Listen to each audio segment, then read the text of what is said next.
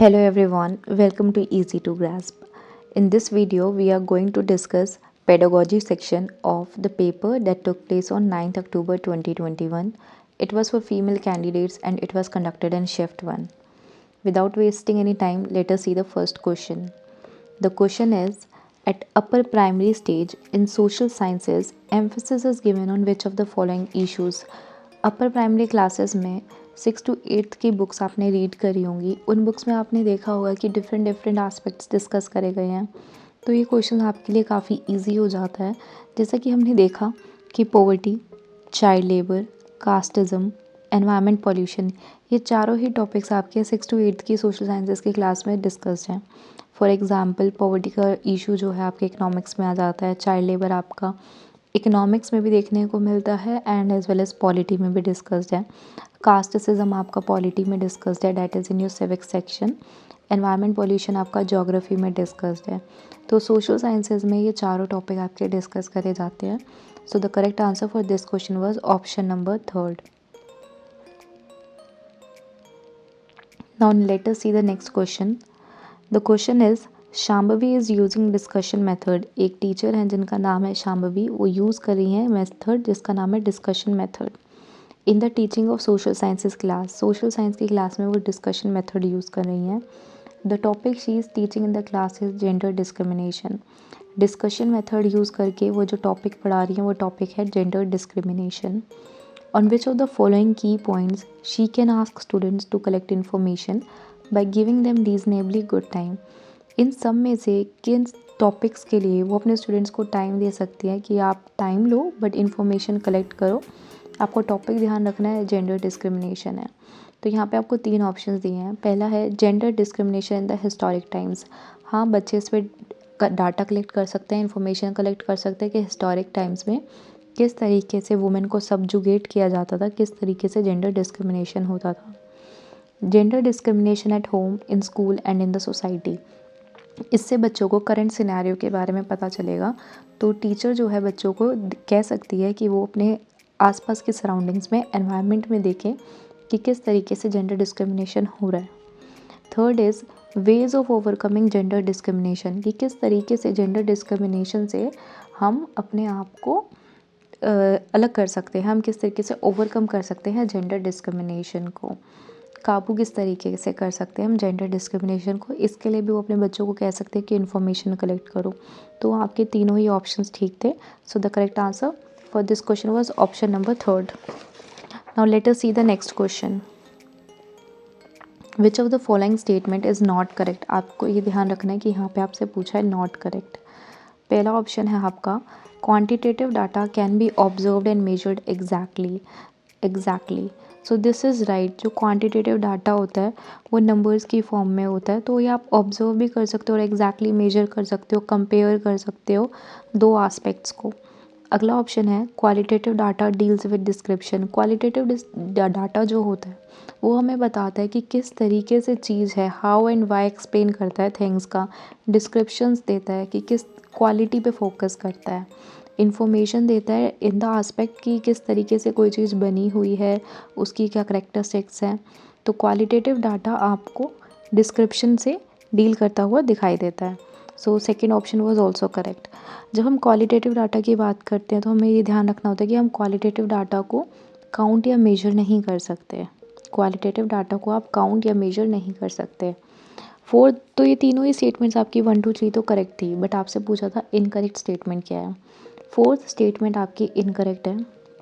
Fourth statement में क्या कहा गया है, quantitative data can not be generalized. ये गलत है। क्यों? क्योंकि क्वांटिटेटिव डाटा को आप जनरलाइज कर सकते हो। अगर आपको मैं कहूँ कि एक स्टूडेंट ए है, उसके 95 मार्क्स हैं, एक स्टूडेंट बी है, उसके 82 मार्क्स हैं, तो आप जनरलाइजेशन कर सकते हो कि ए जो है वो ज़्यादा इंटेलिजेंट होगा बी से। तो क्वांटिटेटिव डाटा को आप जनरलाइज कर सकते हो। और आपसे पूछा क्या था कि आपको बताना था कि इनकरेक्ट स्टेटमेंट कौन सी है, तो आपकी इनकरेक्ट स्टेटमेंट है option number 4। Next question is which of the following combination of teaching learning method category of teaching learning material is not correct. यहाँ पे भी आपसे नॉट करेक्ट पूछा है। आपको टीचिंग लर्निंग मटेरियल के बारे में पता होना चाहिए। और यहाँ पे आपको मैच करना है टीचिंग लर्निंग मटेरियल को कि वो किस कैटेगरी में फॉल करते हैं। पहला जो आपको ऑप्शन दिया हुआ है वो दिया हुआ है एजुकेशनल टूर्स का। एजुकेशनल टूर्स आपके एक्सपीरियंशियल एड्स में आते हैं। अब आपको पहले पता होना चाहिए एक्सपीरियंशियल एड्स क्या होते हैं, जिनमें बच्चों को एक्सपीरियंस मिले, जैसे कि आपकी फील्ड ट्रिप्स, कि आप कहीं बच्चों को लेके गए हो, इंडस्ट्रीज़ में लेके गए हो, इंडस्ट्रियल ट्रिप आपने कंडक्ट कराई, बच्चों को फर्स्ट हैंड एक्सपीरियंस देते हैं जहाँ पे हम, वहाँ पे एक्सपीरियंशियल एड माना जाता है।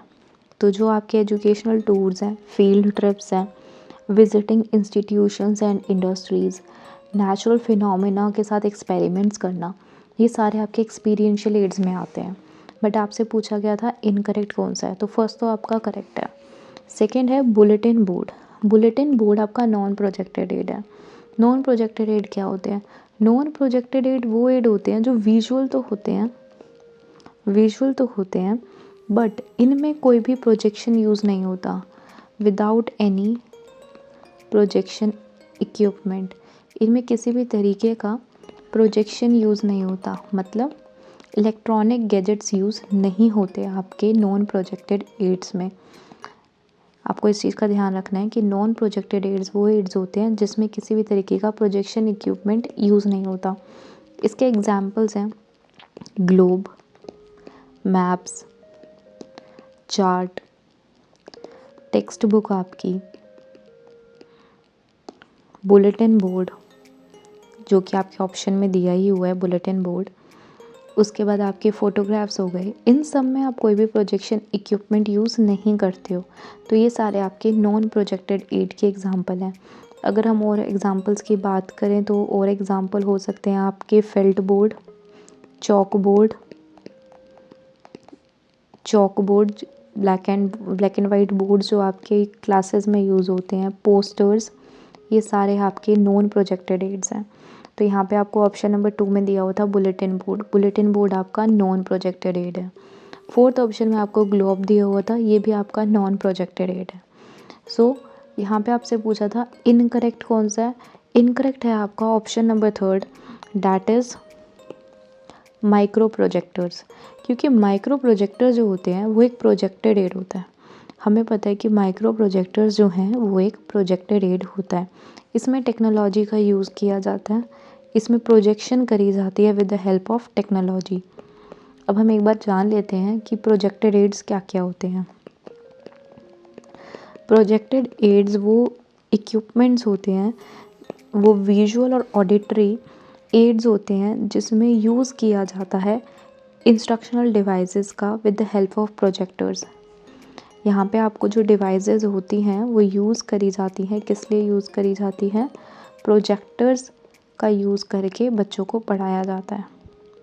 अब इसके कुछ एग्जांपल्स आपको पता होने चाहिए, जैसे कि आपकी मूवीज़ होगी वो प्रोजेक्टेड एड में आती है।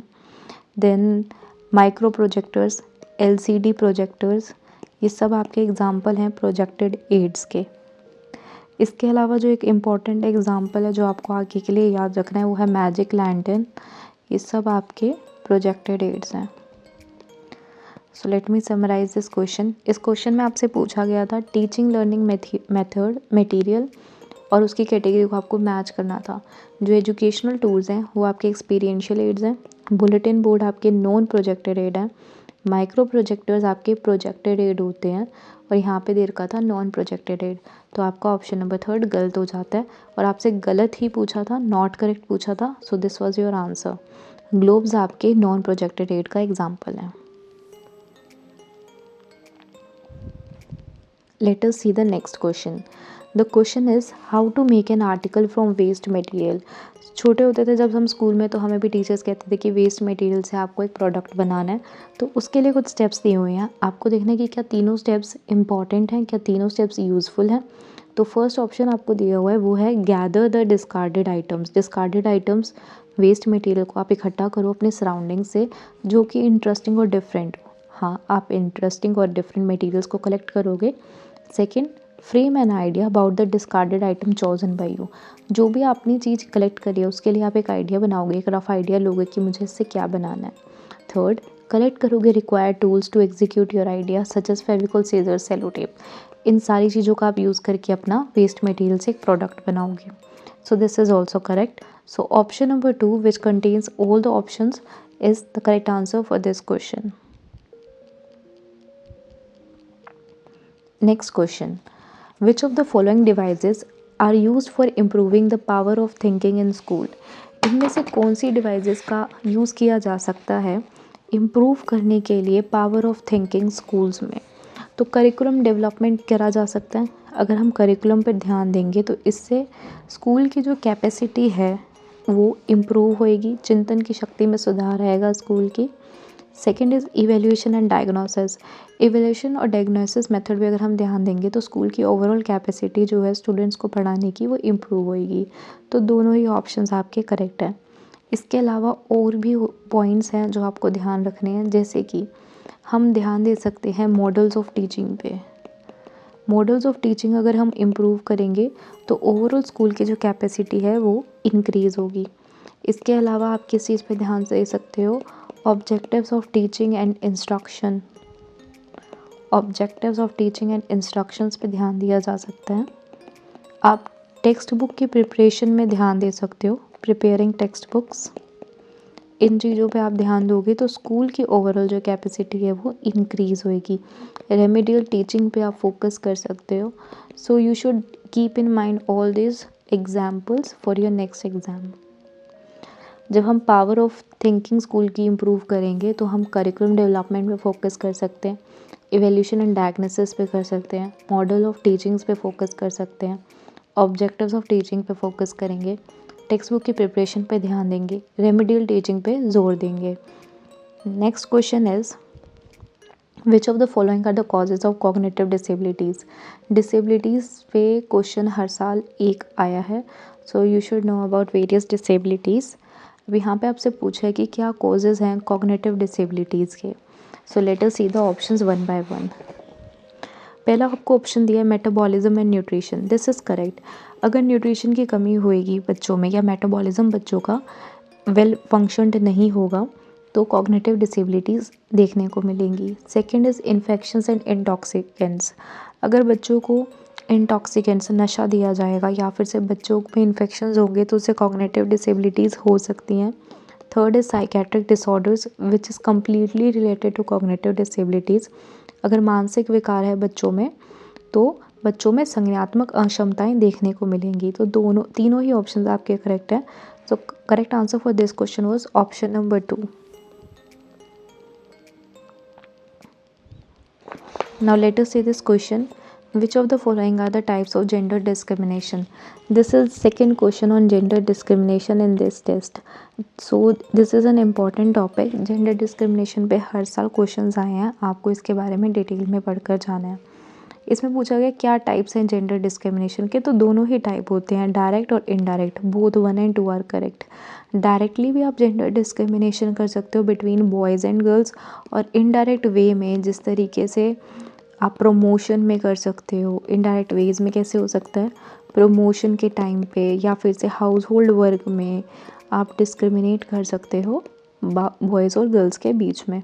तो दोनों ही टाइप्स हैं जेंडर डिस्क्रिमिनेशन के। Now let us see this question, which element is involve in language proficiency. Language proficiency में इन दोनों में से कौन सा एलिमेंट इंक्लूडेड है, तो दोनों ही एलिमेंट्स इंक्लूडेड होते हैं, फ्लुएंसी और accuracy, both 1 and 2 are correct for this. Fluency का मतलब होता है कि आप कितने फ्लुएंटली, कितने धारा प्रवाहिता रखते हैं, मतलब कि कितना फ्लुएंट बोल जाते हैं, आप अटकते नहीं हैं बोलते हुए। और एक्यूरेसी का मतलब होता है कितनी शुद्धता से बोलते हैं, कितनी करेक्टली बोलते हैं। तो दोनों ही आपके कंपोनेंट्स हैं लैंग्वेज प्रोफिशिएंसी के। Now let us see the last question. यहाँ पे आपसे पूछा गया है इनमें से कौन सा एजुकेशन जो मेथड है वो कंसर्न्ड नहीं है, mark this word, not concerned with placement of children with disabilities in the regular school. हमें पता है कि इंटीग्रेटेड और इंक्लूसिव एजुकेशन दोनों ही बात करती हैं इंक्लूड करने की जो डिसेबल्ड चिल्ड्रन है उनको स्कूल में। और आपसे क्वेश्चन में पूछा हुआ है कि कौन सा बात नहीं कर रहे। Okay, focus on this word, which of the following is not concerned. आपसे पूछा है कि कौन सा कंसर्न्ड नहीं है, और ये दोनों तो आपके कंसर्न्ड हैं। तो both 1 and 2 are concerned, but आपसे पूछा है नॉट कंसर्न्ड। नॉट कंसर्न्ड पूछा है, इसलिए आंसर आपका हो जाता है नाइदर 1 नॉर 2। इन चीज़ों पे आपको ध्यान देना है। अगर आपसे पूछा होता विच of the following is concerned, अगर कंसर्न्ड पूछा होता तो आपका आंसर होता बोथ 1 एंड 2। बट अगर आपसे पूछा है नॉट कंसर्न्ड तो आपका आंसर हो गया neither 1 nor 2। So that was all in this video. Only there were 10 questions and the questions were quite easy. Still, if you have any doubt, you can comment down below in the comment section.